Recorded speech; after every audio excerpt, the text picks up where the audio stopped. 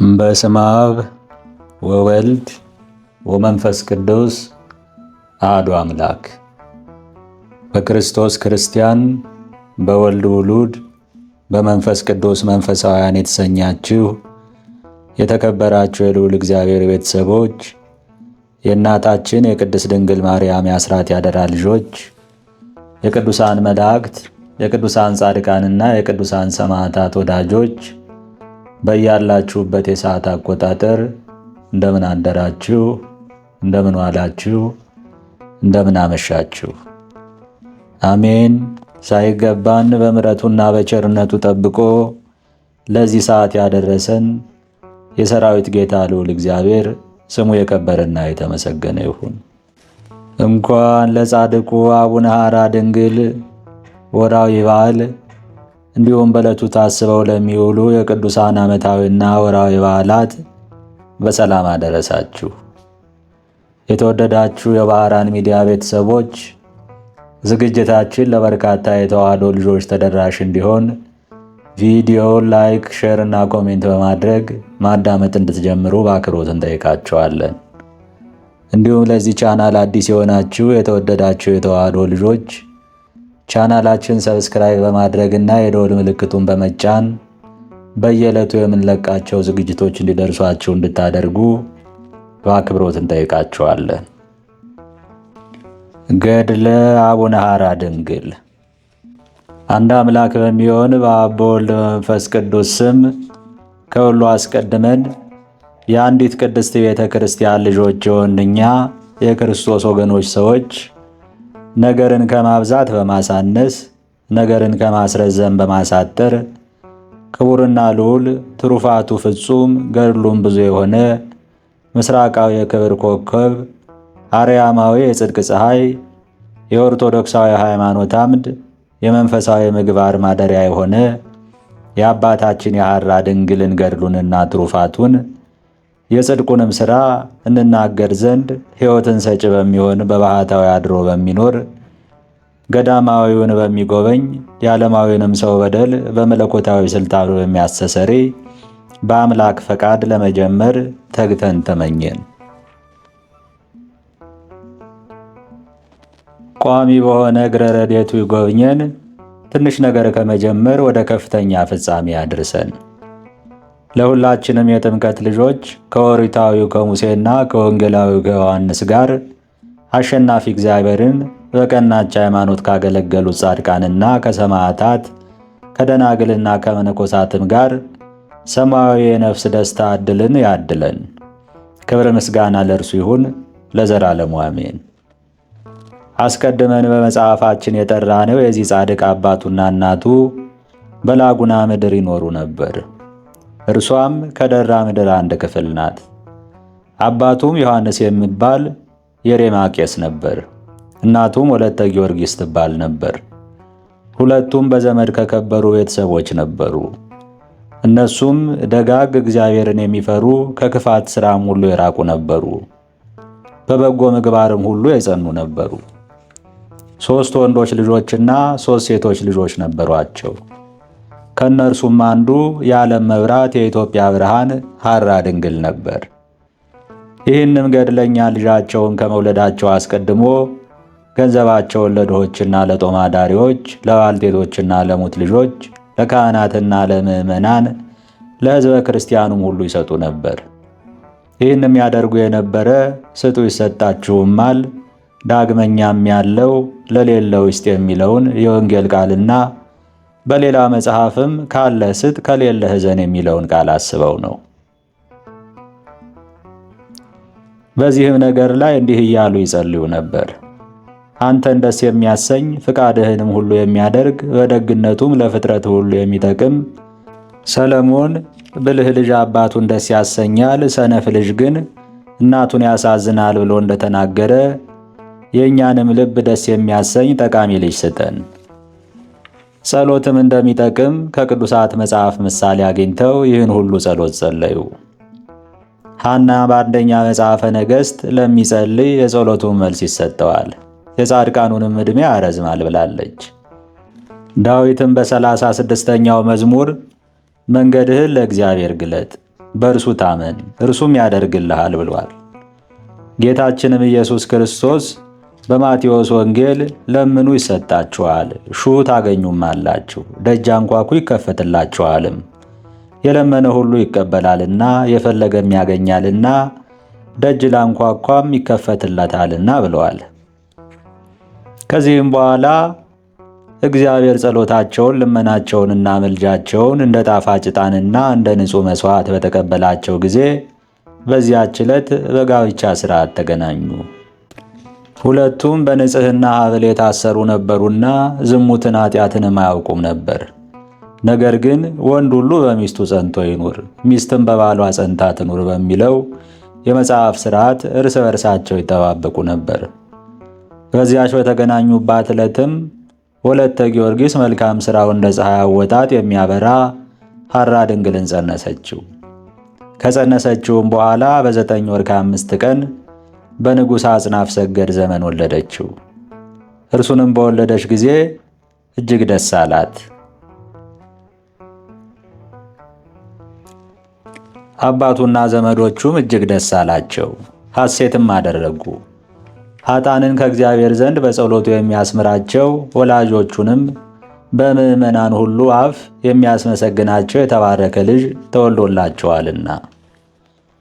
ዳዊት በ111ኛ መዝሙሩ የጻድቃን ልጆች ይባረካሉ፣ ክብርና ባለጠግነትም በቤቱ ውስጥ ነው፣ ጽድቁም ለዘላለም ይኖራል ብሎ እንደተናገረ ጌታችን ኢየሱስ ክርስቶስም በወንጌል መልካም ዛፍ መልካም ፍሬን ያፈራል፣ ክፉ ዛፍ ግን ክፉ ፍሬን ያፈራል፣ ዛፍ ከፍሬው ይታወቃልና ብሎ እንደተናገረ በ40ኛው ቀንም ይህን ልጃቸውን ሐዋርያት በኢየሩሳሌም አንድ ሆነው እንዳዘዙት ሥርዓት የዚያች ቤተ ክርስቲያን ቄስ ያጠምቀውና የልጅነት ጸጋን ያሰጠው ዘንድ ወደ ቤተ ክርስቲያን ወሰዱት። ያን ጊዜም በጥምቀት ጸጋ የወለደው ስሙን ሐራ ድንግል ብሎ ሰየመው። ከዚህም በኋላ አባቱና እናቱ ተቀብለው ወደ ቤታቸው ወሰዱት፣ በሕግና በሥርዓትም አሳደጉት። ለተስፋ የሆንህ ዘንድ ልጅህን አስተምረው የሚለውን የሰለሞንን ቃል አውቀው ቅዱሳት መጻሕፍትን ሐዲሳትና ብሉያትን የዳዊትንም መዝሙር ለሚያስተምረው መምህር ሰጡት። ያም መምህር ሕፃኑን ይዞ መጽሐፍ ያስተምረው ዘንድ ወደ ቤቱ ወሰደው። የመጽሐፍ መጀመሪያ ፊደልን የሚያስተምረው ዘንድ ጀመረ። የሚቀድመውንና የሚከተለውንም ትምህርት ማስተማርን በየተራ አከታተለለት። ይህንንም ማድረጉ የሰለሞንን መጽሐፍ ጥበብን ይጨምር ዘንድ ለብልህ አስተምረው፣ ለጻድቅም መቀበልን ይጨምር ዘንድ አመልክተው የሚለውን ተመልክቶ ነው።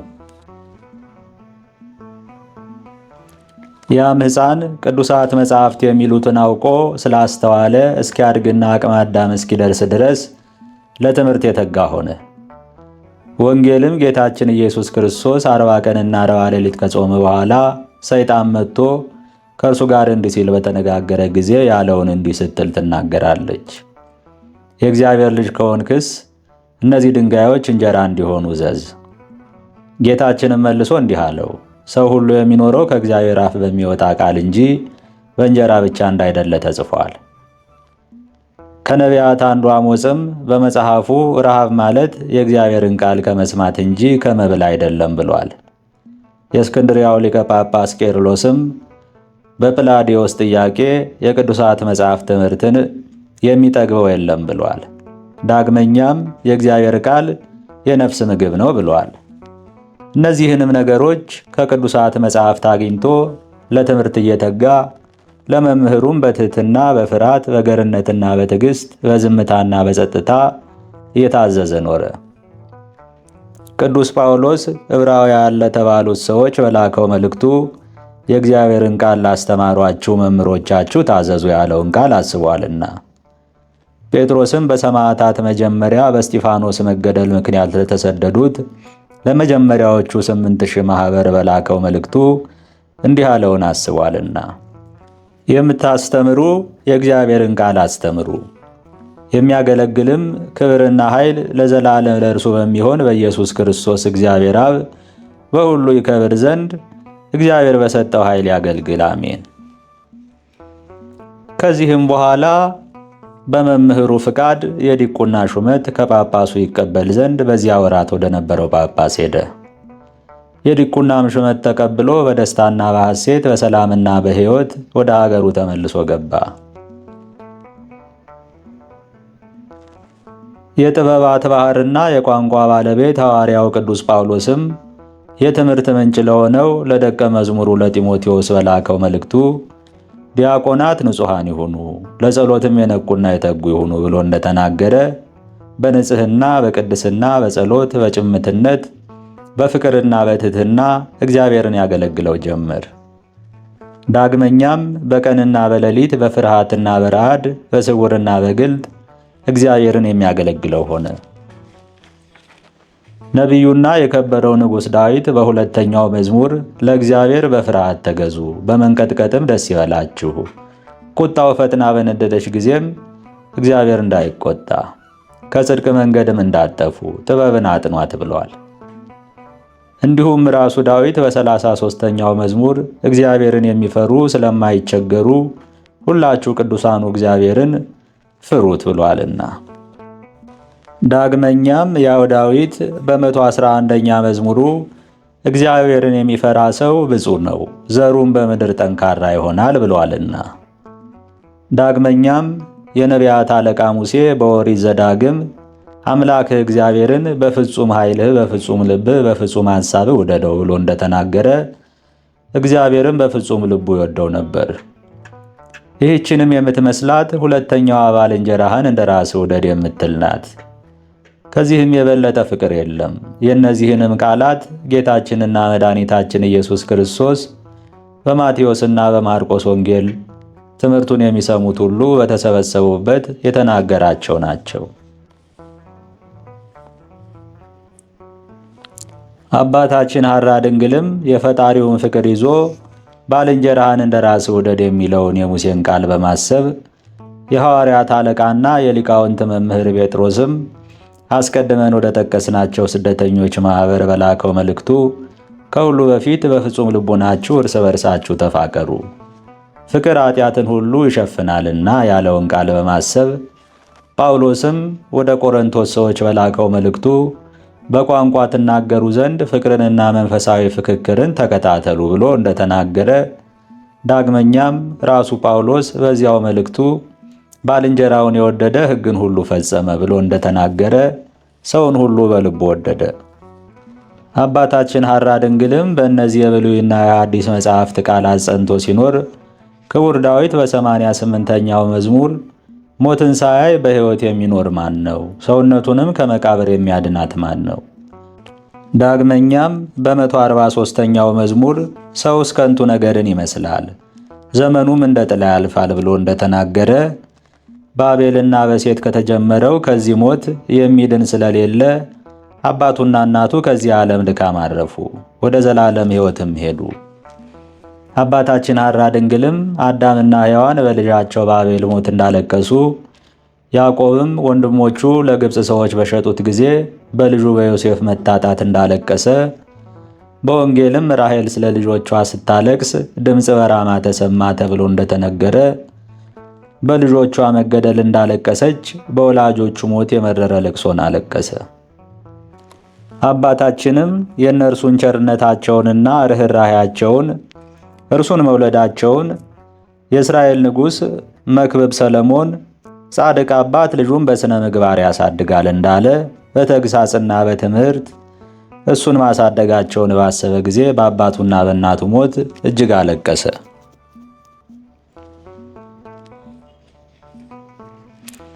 አባታችን ሐራ ድንግል ከአባቱና ከእናቱ ሞት በኋላ ሬማ ወደምትባል ደሴት እየተመላለሰ በቤታቸው ውስጥ ለጥቂት ዘመን ተቀመጠ። ከሬማም ወደ ዘጌ፣ ከዘጌም ወደዚያ ወደ ሬማ ይመለስ ነበር።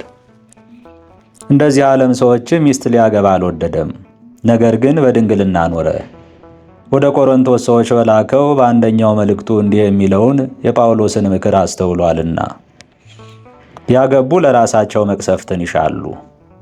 ዳግመኛም እርሱ ራሱ በዚያው መልእክት እንዲህ ብሏል፣ ሚስት ያገባ ሚስቱን ደስ ሊያሰኝ የዚህን ዓለም ኑሮ ያስባል እንጂ እግዚአብሔርን አያስበውም። ሴትም ባል ብታገባ ባሏን ደስ ለማሰኘት የዚህን ዓለም ኑሮ ታስባለች እንጂ እግዚአብሔርን አታስበውም። ዳግመኛም በዓለም ውስጥ እያለ የዚህን ዓለም ፍቅር በልቡ ውስጥ ያሳድር ዘንድ አልወደደም። ነገር ግን ጠልቶ አቃለለው። በሜዳ በሚጥሉት ጉድፍና በጎዳና ጭቃ ምሳሌም አስመሰለው። ወደ ኤፌሶን ሰዎች በላከው መልእክቱ እንዲህ ሲል የተናገረውን የወንጌላዊውን የዮሐንስን ቃል አውቋልና፣ ወንድሞቼ ዓለሙንና በዓለም ውስጥ ያለውን አትውደዱት። ዓለሙን የወደደ ግን የእግዚአብሔር ፍቅር በእርሱ የለም። በዓለሙ ያለው ሁሉ የሥጋ ምኞትና የዓይን አምሮት የኑሮም ድካም ነውና፣ ይህም ከዓለም ነው እንጂ ከአብ አይደለም። ዓለሙም ያልፋል፣ ምኞቱም ያልፋል። እግዚአብሔር የሚወደውን የሚያደርግ ግን ለዘላለም ይኖራል። የኢየሩሳሌም ኤጲስቆጶስ ያዕቆብም በእስጢፋኖስ ሞት ምክንያት ወደ ተሰደዱት ሰዎች በላከው መልእክቱ አመንዝራዎች የዚህ ዓለም ወዳጆች የእግዚአብሔር ግን ጠላቶች እንደሚሆኑ አታውቁምን? ያለውን አውቋልና። ልብሰ ምንኩስና ሳይለብስ እንደዚህ ባለ ሥራ ሲኖር 40 ዓመት ሆነው። ከዚህም በኋላ በጽኑ ደዌ ታመመ። የንዳድ በሽታም ያዘው። ከደዌው ጽናት የተነሳም በሥጋውና በነፍሱ ከእግዚአብሔር ፈውስን ያገኝ ዘንድ ልብሰ ምንኩስናን ለመልበስ ወደደ። መዓዛ ድንግል የተባለውንም የሬማ መምህር ልብሰ ምንኩስናን ይሰጠው ዘንድ ለምኖ ነገረው። እርሱም ልብሰ ምንኩስናን አለበሰው። ለወጣንያን ለማዕከላውያንና ለፍጹማን መነኮሳት የሚገባቸውን የምንኩስና ሕግ ሁሉ ሰጠው። ከዚህ በኋላ እግዚአብሔር ከሞት ስላዳነው ከደዌው ተፈወሰ። ቀሳውስት በሚገባ ካገለገሉ እጥፍ ድርብ ክብር ይገባቸዋል ብሎ ለደቀ መዝሙሩ ለጢሞቴዎስ የነገረውን የጳውሎስንም ቃል አስቦ የቅስና ማዕረግን ይቀበል ዘንድ በዚያ ዘመን ወደ ነበረው ጳጳስ ሄደ። የቅስና ማዕረግንም ከዚያ ጳጳስ ከተቀበለ በኋላ በዚሁ ደስ እያለውና ሐሴት እያደረገ ከመንገዱ ተመልሶ ወደ ቤቱ ገባ። እግዚአብሔር እርሱ የተመኘውንና የፈለገውን አድርጎለታልና። ከዚህም በኋላ ጥቂት ቆይቶ ከእርሱ በረከትን ፈልገው ወደ እርሱ የሚመጡትን ሰዎች ሁሉ ይባርክ ዘንድ በእግዚአብሔር ፍቃድ ቆሞስ ሆነ። ሐዋርያት በሲኖዶሳቸው ሥርዓት እንደሰሩ ለቆሞሱ በቀሳውስትና በዲያቆናት ላይ ሥልጣን አለውና። አባታችን ሐራ ድንግል ታሞ መነኮሰ ወዳልነው ወደ መጀመሪያው ነገራችን እንመለስ። ልብሰ ምንኩስናን ከለበሰ በኋላ በዓለም ውስጥ ከዘመዶቹ ጋር ይቀመጥ ዘንድ አልወደደም። ነገር ግን ዓለሙን ንቆ ከዘመዶቹና ከአገሩ ሰዎች ተሰውሮ ወደ ሸዋ ሊሄድ ወደደ። ወደ አሰበበትም ለመድረስ በመንገድ ሲሄድ የሚፈልጉት ዘመዶቹ ከሀገራቸው ሂደው ደረሱበት። ከእነርሱም አንዱ የወንድሙ ልጅና የልብ ወዳጁ ስለነበረ ሁሉን ያነሳሳቸው አርከመራዊ ይባላል። እነርሱም ግራሪያ በተባለ ሀገር ያዙትና እንዲህ አሉት፣ ወዴት ትሄዳለህ? እባክህ አሁንም ወደ ሀገር ተመለስ። እርሱም ከእንግዲህ ወዲህ በዚያ ለመኖር ወደ ሀገሬ አልመለስም፣ ነገር ግን ለመነኩሴ ጥቅጥቅ ባሉ ድሮች ውስጥ በረዣዥም ተራሮችና በዋሻዎች በፍሩክታዎችና በዓለት ስንጥቆች ውስጥ በብርድና በርዛት በላብና በድካም የዱር ቅጠል እየበላና የከብት ሌጦ እየለበሰ ይኖር ዘንድ ስለሚገባው ከሚያስፈሩና ከሚያስደነግጡ አራዊት ጋር ለመኖር ሰው ወደማይደርስበት ዱር እሄዳለሁ አላቸው። አባታችን አቡነ ሐራ ድንግል ይህን የመሰለውን ሁሉ ለያዙት ዘመዶቹ ነገራቸው። እነርሱም መልሰው እንዲህ አሉት፣ ለሀገርህና ለዘመዶችህ የሚቀርብ ገዳም እንፈልግልሃለን። አንተም እንዳዘዝከን እናደርጋለን እንጂ ከፍቃድህ አንወጣም። አንተ አባታችን ጸድቀህ እኛንም በጽድቅ እንድታጸድቀን ትሉ ከማያንቀላፋ እሳቱም ከማይጠፋ ከገሃነም እሳት እንድታድነንም እንወዳለን።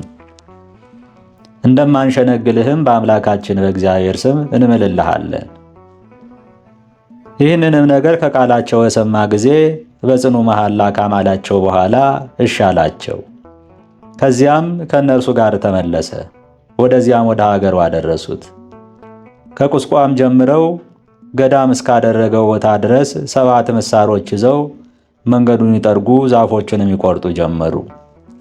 ወደ ገዳሙም በደረሱ ጊዜ ለዘላለም ማረፊያ ይህች ናት፣ በድካሜ ጊዜ የማርፍባት ትንሽ ቤት ስሩልኝ እንጂ ከዚህ ወደ ሌላ አትሂዱ፣ እስከ ሞቴ ጊዜ ድረስ በእርሷ በወኔያት ገዳም እንድኖር እግዚአብሔር አዞኛልና የሥጋዬንም በድን እስከ ሙታን ትንሣኤ ድረስ በውስጧ ይኖራል አላቸው።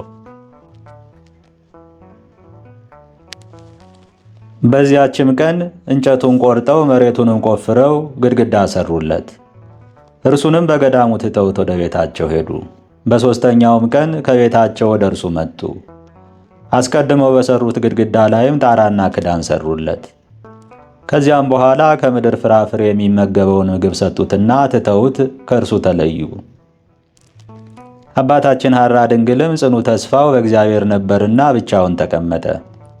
በተራበ ጊዜም እርሱ እንጀራ አይበላም ነበር፣ ነገር ግን አተር፣ ምስር እና ደንጓሬ ይበላ ነበር።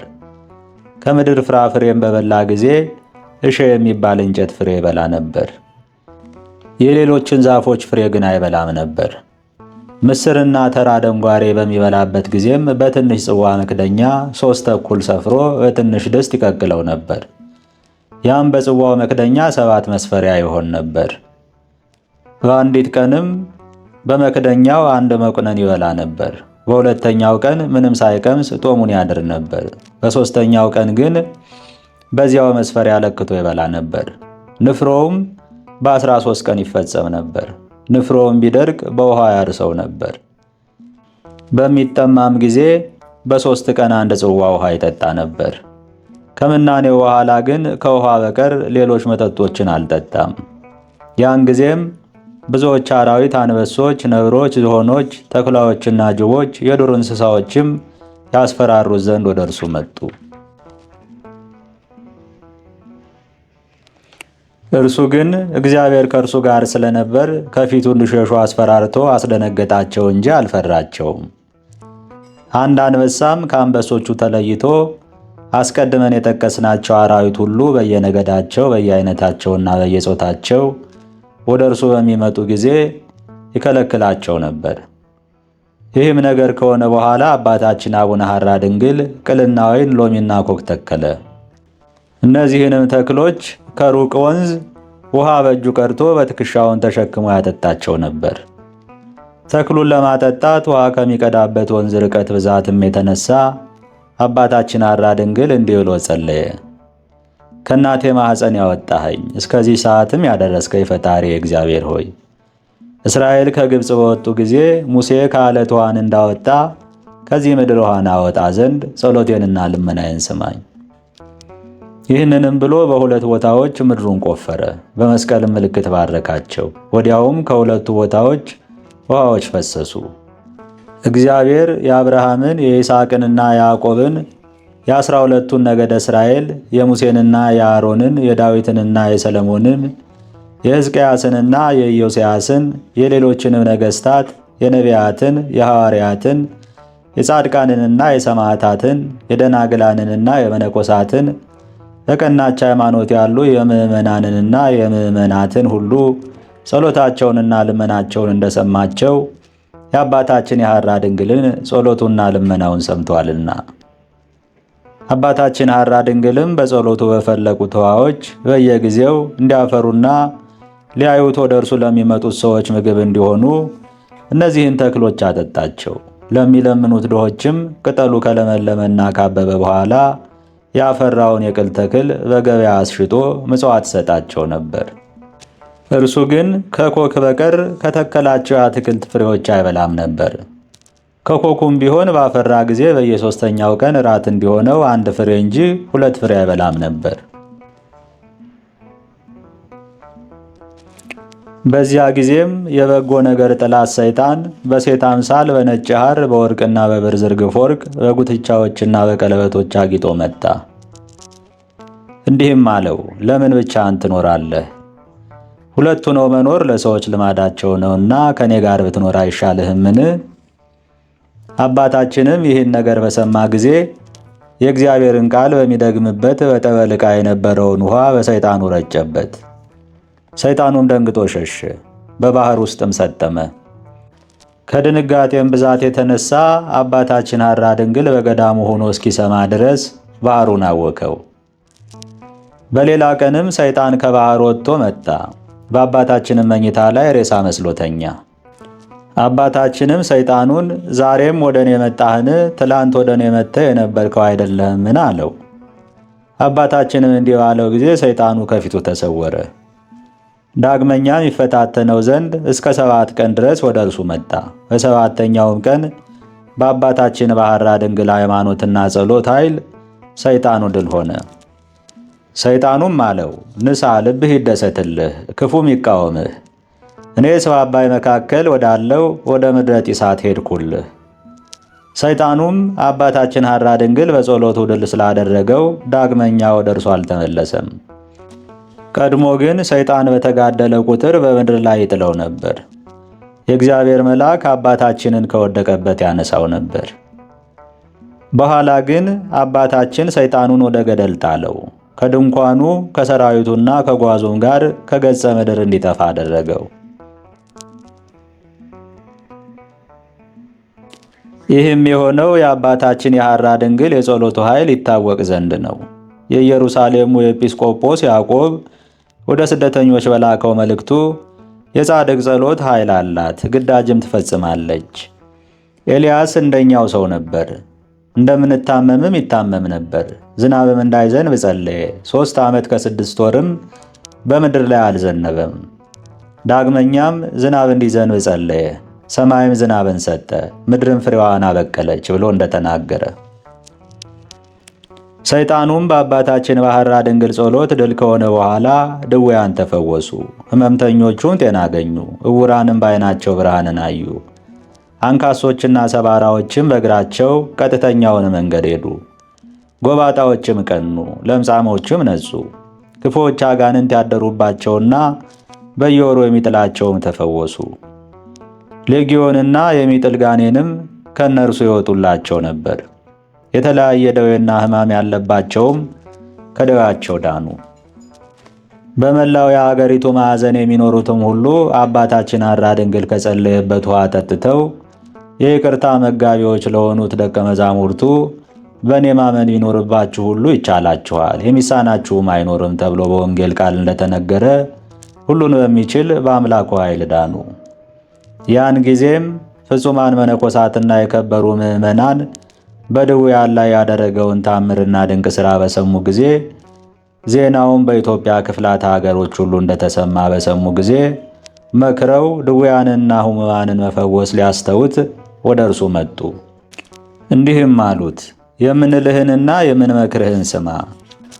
ድውያንንና ሕሙማንን ስለፈወስክ ታምራትህን ካዩ ሰዎች ዘንድ ድውያንንና ሕሙማንንም የመፈወስህን ዜና ከሰሙ ሰዎች ዘንድ ከንቱ ውዳሴን በመቀበል በሰማይ ያለው ክብር እንዲቀርብህ ለዓለም ሰዎች ይህን ያህል ክብር ለምን ትገልጣለህ?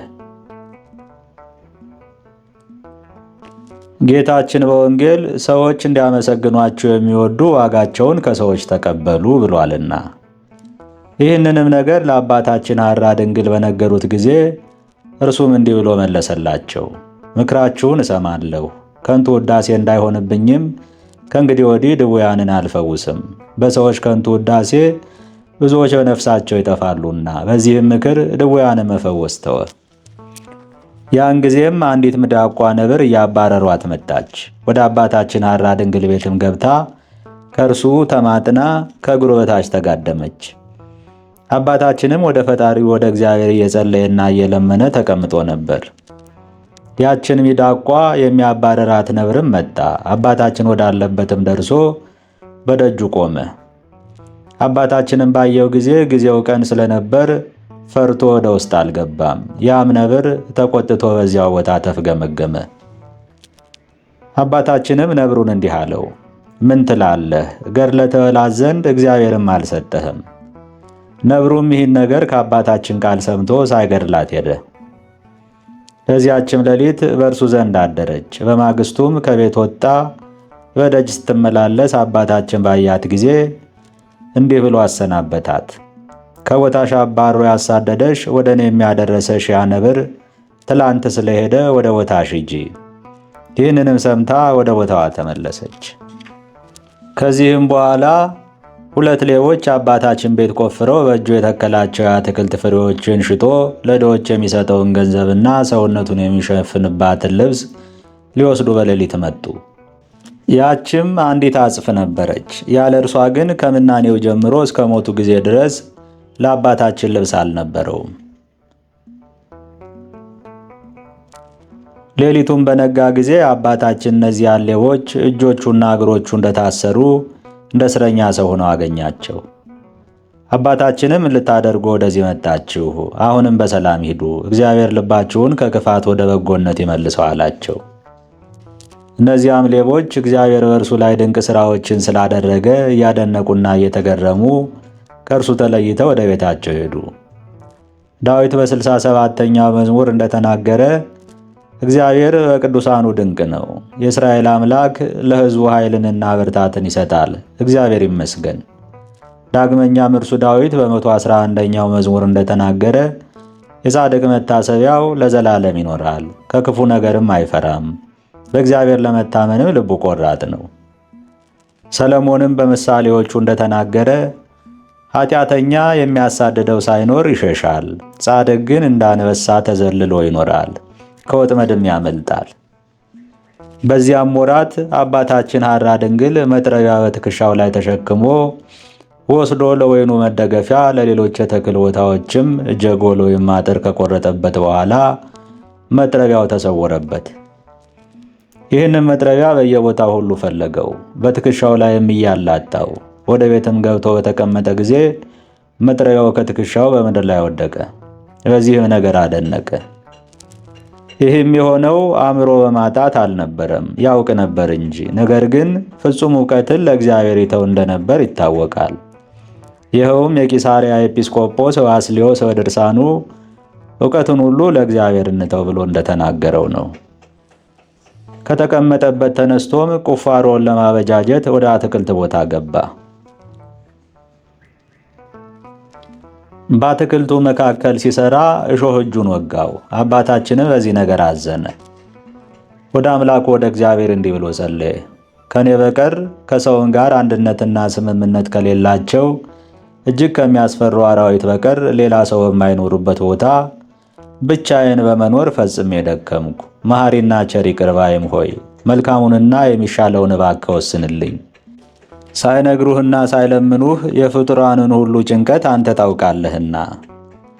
አንተ ራስህ በመጽሐፈ ኪዳን እንዲህ ብለሃልና ከሐሳብ በፊት ሁሉን ያውቃል፣ ከሐሳብም በፊት ሁሉን ይመረምራል። ሳንለምነውም ፍላጎታችንን በፍቃድ ይሰጠናል። ያለመጠራጠር የምንለምነውንም ይሰማናል። አባታችን ሐራ ድንግልም ይህን ብሎ በጸለየ ጊዜ ስሙ ገብርኤል የተባለው የእግዚአብሔር መልአክ ከሰማይ ወርዶ እንዲህ አለው፣ ያለ ሰው ብቻህን በገዳም በመቀመጥህ አትዘን፣ አታልቅስ። በእግዚአብሔር ፍቃድ በሥጋዋና በነፍሷ ቅድስትና ንጽሕት ለሆነች አምላክን በድንግልና እንደምትወልድ የደስታን ምስራች ባበሰርኳት አምላክን በወለደች በእመቤታችን በድንግል ማርያም አማላጅነት የሚላላክህና ትእዛዝህን ሁሉ የሚያደርግ አንድ ሰው ከጎንጋ ምድር ይመጣልሃልና። መልአኩም ለአባታችን ሐራ ድንግል ይህን ነገር ከነገረው በኋላ ወደ ሰማይ ወጣ። አባታችንም ይህን ነገር ከመልአኩ አንደበት መስማቱ ደስ አለውና እንዲህ አለ፣ ብቻውን ታምራትን የሚያደርግ የእስራኤል አምላክ እግዚአብሔር ይመስገን። ቅዱስ የሚሆን የምስጋናውም ስም ለዓለምና ለዘላለም ይመስገን። ምስጋናው ምድርን ሁሉ ይምላ። ይሁን። ያም መልአክ በጊዜው የሚሆነውን ለአባታችን በነገረው ጊዜ በዜናው ለጠቀሰው ማርያም ተስፋዬ ለተባለው ደቀ መዝሙር በሕልሙ ተገለጠለትና እንዲህ አለው፣ ዓለምን ንቆና ገዳም ገብቶ በዚያ ሀገር ከሚኖር ከጻድቅ መነኩሴ ጋር በዚያ ትኖር ዘንድ ከሀገር ፈጥነ ተነስተህ ወደ ደራ ምድር ሂድ። ያም ደቀ መዝሙር ከታናሽነቱ ጀምሮ እስኪያድግ ድረስ በሕልሙ ይህን እያየ ቆየ። እንደ ሕፃንም ፈጽሞ ምሳ አይበላም ነበር። ነገር ግን ለድሃ ምጽዋት ሰጥቶ በትህርምት ይውል ነበር። የወለደችው እናቱም መብልን በመናቁ እርሱን ተመልክታ የምድር ሰው ጠባይን የተወ ይህ መልአክ ነውን? ትል ነበር። ከዚህም በኋላ ከወዲያ ወደዚህ የሚመጣበት ቀን በደረሰ ጊዜ ከጎንጋ ምድር ተነስቶ ቀስ በቀስ ወደ ደራ ምድር ደረሰ። ወደዚህም ከደረሰ በኋላ በዘንዘልማ ምድር በሰማዕቱ ቅዱስ ቂርቆስ ቤተ ክርስቲያን ውስጥ ግብር በምታደቅ በአንዲት አቃቤት መነኩሲት ቤት ውስጥ 1 ዓመት ተቀመጠ። በዚያ ደቀ መዝሙር መሆንን እንዲጀምር እግዚአብሔር አዞታልና። ከዚያም ተነስቶ ወደ አባታችን ሐራ ድንግል ገዳም ደረሰ። ወደ ውስጥም ሳይገባ ከገዳሙ ውጭ ቆመ። ለአባታችን እንዲህ ብሎ ድምፅ አሰማው። በእግዚአብሔር ትእዛዝ ከአንተ ጋር እኖር ዘንድ አንተን ወድጄ ከሩቅ አገር ወደ አንተ መጥቻለሁ። አባታችንም እንዲህ ሲል ጠየቀው፣ ከየት መጣህ? ሀገርህስ ወዴት ነው? ከኔ በቀር ሰው በሌለበት በዚህ ማንን ትፈልጋለህ? ያም ደቀ መዝሙር ለአባታችን ሐራ ድንግል ከመጀመሪያው እስከ መጨረሻ የሆነውን ሁሉ ነገረው። አባታችንም ለአምላክ እናት ለእመቤታችን ማርያም የትስብእትን ነገር ያበሰራት ሊቀ መላእክት ገብርኤል የነገረው ጊዜው እንደደረሰ አወቀ። ወደ እግዚአብሔርም እንዲህ ብሎ ጸለየ። ከኔ ጋር እንዲኖር ከሩቅ አገር ወደ እኔ የመጣውን ይህን ሰው ወደ ባቴ ላስገባውን? እግዚአብሔርም እንዲህ አለው፣ አንተ ራስህ ተቀበለው፣ አገልጋይም እንዲሆንህ ከአንተ ጋር አኑረው። ጸሎትህንና ልመናህን በሰማው ጊዜ ስለ አንተ ከሩቅ አገር አምጥቼዋለሁና። አባታችንም ይህን ነገር ከእግዚአብሔር ቃል ሰምቶ ወደ ቤቱ አስገባው፣ ለራሱም ደቀ መዝሙር አደረገው። ያም አገልጋይ ከዚያች ሰዓት ጀምሮ እስከሚሞትበት ቀን ድረስ በአገልግሎቱ አባታችንን ደስ አሰኘው። ልመናው፣ ክብሩ፣ የረድኤቱም ሀብት ከሁላችን ከሕዝበ ክርስቲያን ጋር ለዘላለሙ ይኑር አሜን። አባታችን ሆይ በሰማያት የምትኖር፣ ስምህ ይቀደስ፣ መንግሥትህም ትምጣ፣ ፍቃድህ በሰማይ እንደሆነች እንዲሁም በምድር ትሁን። የዕለት እንጀራችን ስጠን ዛሬ፣ በደላችንን ይቅር በለን እኛም የበደሉንን ይቅር እንደምንል። አቤት ወደ ፈተናም አታግባን፣ ከክፉ ሁሉ አድነን እንጂ መንግሥት ያንተ ናትና፣ ኃይል፣ ክብር፣ ምስጋና ለዘላለሙ አሜን።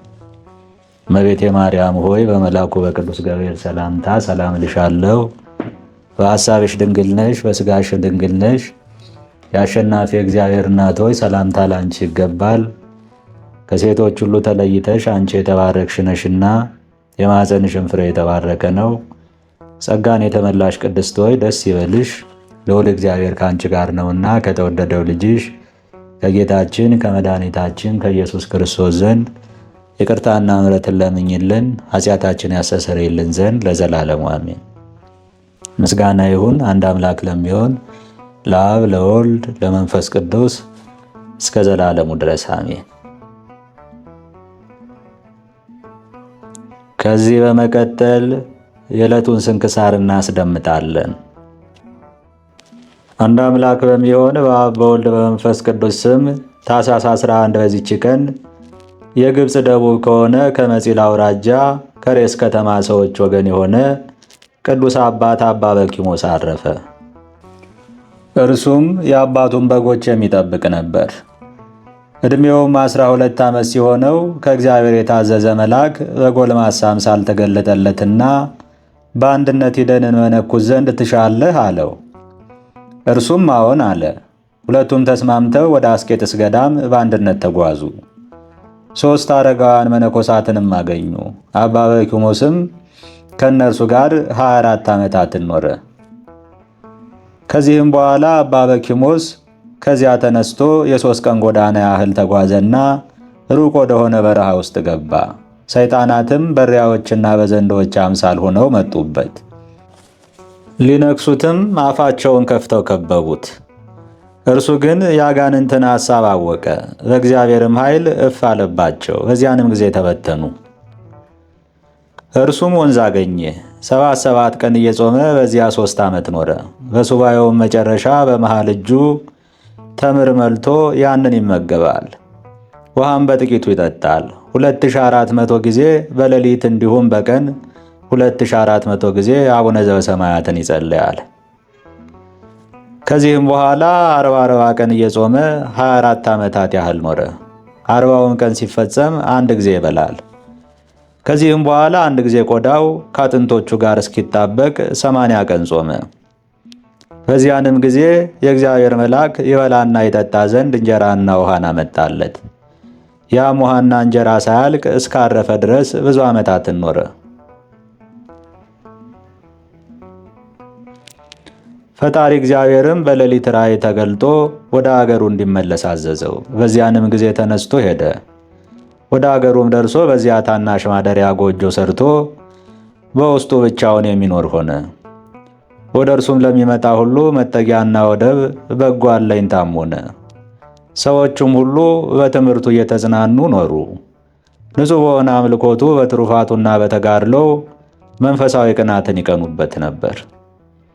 በአንዲት ዕለትም ከእግዚአብሔር የታዘዘ መልአክ ተሸክሞ ወደ ኤፍራጥስ ምድር አደረሰው። የዚህ አገር ሰዎች በመተላለፍ ከእውነተኛ ሃይማኖት ወጥተው ነበርና ሁሉንም ወደ ቀናች ሃይማኖትና ወደ በጎ ምግባር መለሳቸው። ከዚያም ወደ ቦታው ተመለሰ። አንድ ጊዜም ሽጦ ምግቡን ያገኝ ዘንድ አገልግሎቹን ተሸክሞ ወደ ከተማ ሲሄድ በጎዳና ላይ ደክሞት አገልግሎቹን አስቀምጦ ጥቂት ያርፍ ዘንድ ተቀመጠ። በዚያንም ጊዜ ከአገልግሎቹ ጋር የእግዚአብሔር ኃይል ተሸክሞ ወደሚሻው ቦታ ደረሰው። በዚያንም ወቅት አባ ሲኖዳ ከፍተኛ የዕንቁ ባሕሪ ምሰሶ በራእይ አየና ይህ ታላቅ ምሰሶ ምንድን ነው ብሎ ደነገጠ። የእግዚአብሔርን መልአክ ተገልጦ ይህ አባ በኪሞስ ነው አለው። አባ ሲኖዳም ወዲያውኑ ተነስቶ ወደ አባ በኪሞስ አገር እስኪደርስ ድረስ በእግሩ ተጓዘ። ከዚያችም ቀን በፊት ከቶ አላየውም ነበር። በተገናኙም ጊዜ እርስ በርሳቸው ሰላምታ ተሰጣጡ።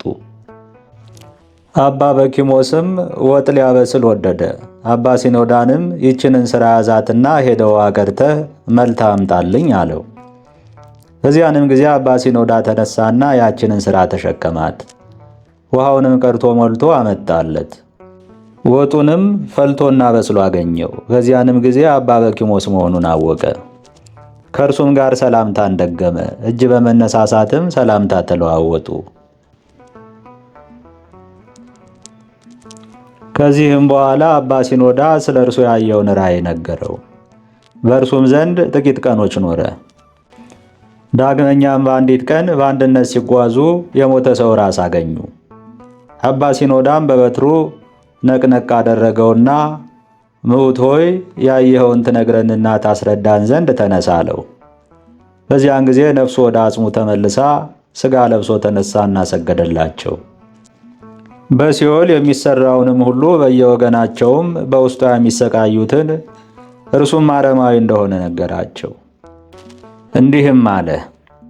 ክብር ይግባውና በጌታ ኢየሱስ ክርስቶስ ስም ያመኑ ትእዛዙን ግን ያልጠበቁ በአሕዛብ ሥራና በአረማውያን ርኩሰት የኖሩ ከእኛ በታች የሚኖሩ ክርስቲያኖች አሉ አለ። ወዲያውኑም እንደ ቀድሞው ሆነ። ከዚህም በኋላ አባ ሲኖዳ ቅዱስ በኪሞስን ተሰናብቶ ወደ ቦታው ተመለሰ። እረፍቱም በቀረበ ጊዜ ቅዱስ አባ በኪሞስ አገልጋዩን ጠርቶ በኖረበት ቦታ ሥጋውን እንዲቀብር አዘዘው። ከዚህም በኋላ በሆድ ዝማ ሕመም ጥቂት ታመመ። ቅዱሳንን በአንድነት ወደ እርሱ ሲመጡ አያቸው። በዚያንም ጊዜ ነፍሱን በእግዚአብሔር እጅ ሰጠ። መላእክትም ወደ ኢየሩሳሌም ሰማያዊት እስካደረሷት እያመሰገኑና እየዘመሩ አሳረጓት። መላ ዕድሜውም 70 ዓመት ሆነ። 12 ዓመት በዓለም ውስጥ 58 ዓመት በምንኩስና ሥራ ኖረ። ለእግዚአብሔር ምስጋና ይሁን። እኛን በዚያ አባት ጸሎት ይማረን፣ በረከቱም ከእኛ ጋር ትኑር ለዘላለሙ አሜን። በዚህችም ቀን የኤጲስቆጶሱ በርተለሜዎስና የሰማዕቱ በጥላነ መታሰቢያቸው ነው። በረከታቸውን ከእኛ ጋር ትኑር ለዘላለሙ አሜን። ታኅሳስ 11 የሚከበሩ ዓመታዊ የቅዱሳን በዓላት፣ አንደኛ ታላቁ አባ በኪሞስ፣ ሁለተኛ ቅዱስ በርተሎሜዎስ፣ ሦስተኛ ቅዱስ ቴዎድሮስ፣ አራተኛ ቅዱስ በጥላን። ወርሃዊ በዓላት፣ አንደኛ ቅዱስ ያሬድ ካህን፣ ሁለተኛ ማር ገላውዴዎስ ሰማዕት፣ ሦስተኛ ቅዱስ ፋሲለደስ ሰማዕት፣ አራተኛ አቡነ ሐራ ድንግል ጻድቅ፣ አምስተኛ ቅድስት ሐና ቡሩክት።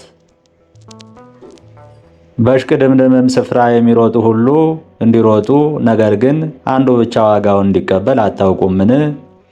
እንዲሁም ታገኙ ዘንድ ሩጡ። የሚታገልም ሁሉ በነገር ሁሉ ሰውነቱን ይገዛል። እነዚያም የሚጠፋውን አክሊል ሊያገኙ ነው፣ እኛ ግን የማይጠፋውን። አንደኛ ቆሮንቶስ ምዕራፍ 9 ከቁጥር 24። ጌታ ሆይ ከብልጽግናቸው ብዛት የተነሳ ብዙ መባ ካገቡት ይልቅ የድሃይቱን አነስተኛ መባ እንደተቀበልክ ለሁል ጊዜ የሚያገለግሉ ኃላፍ መላእክትን እያሳሰብኩ በችግሬ ጊዜ የማቀርብልህ ምስጋና ተቀበል።